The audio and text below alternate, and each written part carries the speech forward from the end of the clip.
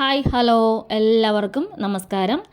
ഇന്ന് ഞാൻ വന്നിരിക്കുന്നത് ശ്രീകൃഷ്ണ ജയന്തിയോടനുബന്ധിച്ച് ഒരു അടിപൊളിയായിട്ടുള്ള പാൽപ്പായസം എങ്ങനെയാണ് വീട്ടിൽ തന്നെ തയ്യാറാക്കാം.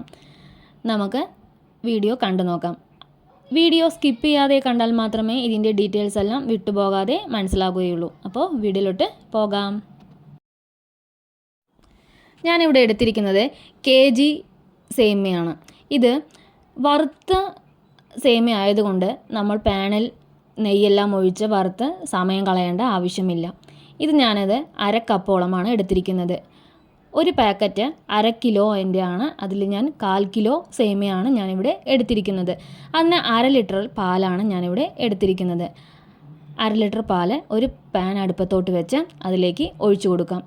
അതിൻ്റെ 2 മടങ്ങ് വെള്ളമാണ് ഞാൻ ഇതിലേക്ക് ഒഴിച്ചു കൊടുക്കുന്നത്.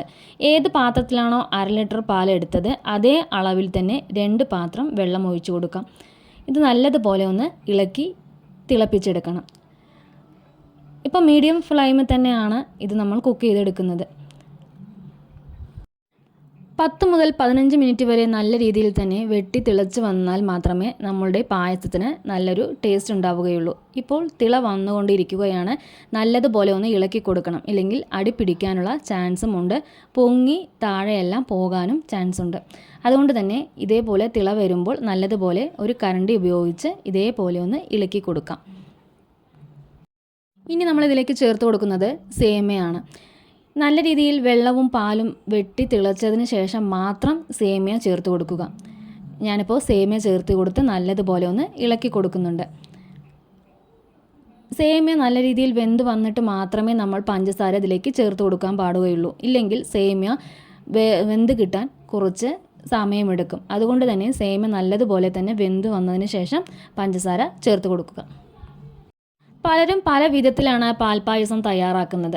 ഞാൻ തയ്യാറാക്കുന്നത് ഈ സ്റ്റൈലിലാണ് എന്നും തയ്യാറാക്കുന്നത്. അപ്പം നിങ്ങൾ ഇതുപോലെയാണോ ചെയ്യുന്നതെന്ന് കമൻറ്റ് ബോക്സിൽ കമൻറ്റ് ചെയ്യുക. ഇതുപോലെ അല്ലെങ്കിൽ നിങ്ങൾ ഇതേപോലെ ഒന്ന് തയ്യാറാക്കി നോക്കാനും മറക്കരുത് കേട്ടോ. ഇപ്പോൾ സേമിയവും നല്ല രീതിയിൽ ഒന്ന് തിളച്ച് വന്നിട്ടുണ്ട്. നല്ലതുപോലെ ഒന്ന് ഇളക്കി കൊടുത്ത് 15 മിനിറ്റ് ലോ ഫ്ലെയിമിൽ വെച്ച് തന്നെ ഇത് കുക്ക് ചെയ്തെടുക്കാവുന്നതാണ്. ഇപ്പോൾ 15 മിനിറ്റിന് ശേഷം സേമിയ നല്ല രീതിയിൽ തന്നെ കുക്കായി വന്നിട്ടുണ്ട്. ഈ പരുവത്തിലാണ് നമുക്ക് കുക്ക് ചെയ്തെടുക്കേണ്ടത്. ഇതിപ്പോൾ പാകമായി വന്നിട്ടുണ്ട്. ഇനി ഇതിലേക്ക് നമ്മൾ ചേർത്ത് കൊടുക്കുന്നത് പഞ്ചസാരയാണ്. ഏത് അളവിലാണോ നമ്മൾ സേമിയ അളന്നെടുത്തത് അതേ അളവിൽ തന്നെ പഞ്ചസാര ചേർത്ത് കൊടുക്കാവുന്നതാണ്. ഇതിപ്പോൾ പാകത്തിനുള്ള മധുരമാണ് ഞാൻ ഇതിലേക്ക് ചേർത്ത് കൊടുക്കുന്നത്. നിങ്ങൾക്ക് ഇനി അല്പം കൂടി മധുരം ആവശ്യമാണെങ്കിൽ മാത്രം പഞ്ചസാര ചേർത്ത് കൊടുക്കുക. നല്ലതുപോലെ ഒന്ന് ഇളക്കി കൊടുത്ത് 10 മിനിറ്റ് നമുക്കതൊന്ന് തിളപ്പിച്ചെടുക്കണം. തിളപ്പിച്ചെടുത്ത് കഴിഞ്ഞാൽ നമ്മുടെ പായസം ഇവിടെ റെഡി ആയിട്ടുണ്ട്. ഇനി ഇതിലേക്ക് നമ്മൾ ചേർത്ത് കൊടുക്കുന്നത് അണ്ടിപ്പരിപ്പും മുന്തിരിയുമെല്ലാം നെയ്യിൽ വറുത്ത് കോരി ഇതിലേക്ക് ചേർത്ത് കൊടുക്കാം. അതിനായി ഒരു പാൻ അടുപ്പത്തോട്ട് വെച്ച് 2 സ്പൂൺ നെയ്യ് ഒഴിച്ചു കൊടുക്കാം.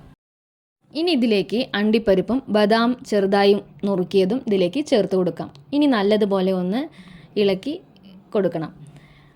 ഞങ്ങൾക്ക് കൂടുതലായി ഇഷ്ടപ്പെടുന്നത് അണ്ടിപ്പരിപ്പും ബദാമും നല്ല രീതിയിൽ ബ്രൗൺ നിറമാക്കി എടുക്കുന്നതാണ് ഇഷ്ടം. അതുകൊണ്ട് തന്നെ നല്ലതുപോലെ ഒന്ന് ബ്രൗൺ നിറമാക്കും ഞങ്ങൾ. നിങ്ങൾക്ക് അത് ഇഷ്ടമല്ലെങ്കിൽ ഈ പരുവത്തിൽ തന്നെ ഫ്ലെയിം ഓഫാക്കി പായസത്തിൽ ചേർത്ത് കൊടുക്കാവുന്നതാണ്.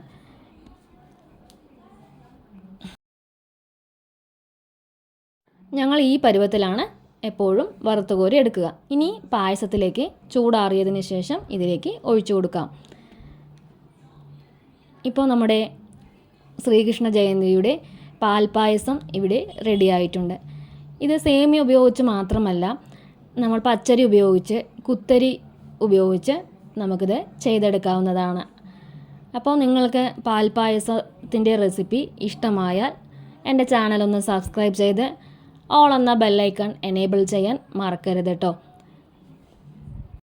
ഞാൻ പറഞ്ഞിരുന്നു എല്ലാവരും പല വിധത്തിലാണ് പാൽപ്പായസം തയ്യാറാക്കുന്നത്. ഞാൻ ഇന്ന് ശ്രീകൃഷ്ണ ജയന്തിയോടനുബന്ധിച്ച് ഞാൻ തയ്യാറാക്കിയ പാൽപ്പായസം എൻ്റെ സ്റ്റൈലിലാണ്.